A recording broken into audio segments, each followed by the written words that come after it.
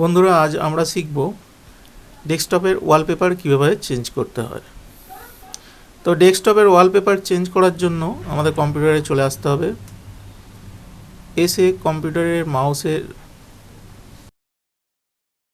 Right click করতে হবে এবং রাইট ক্লিক করলে অপশান উঠবে। নিচের সবথেকে শেষের অপশান হচ্ছে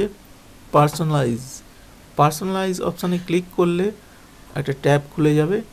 একদম নিচে চলে আসব, সেখানে একটা অপশান দেখা যাবে চেঞ্জ ডেস্কটপ ব্যাকগ্রাউন্ড।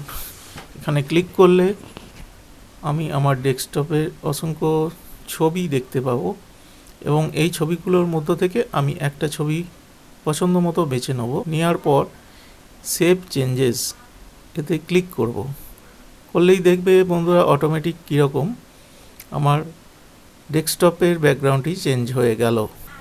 পছন্দের কোনো ছবি দিতে চাইলে আমি ছবিটা সিলেক্ট করে নেব।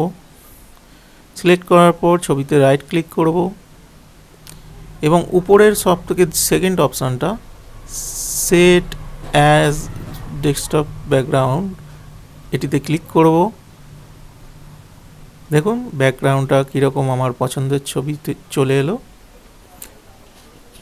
ধন্যবাদ বন্ধুরা সমগ্র টিউটোরিয়ালটি দেখার জন্য। নমস্কার।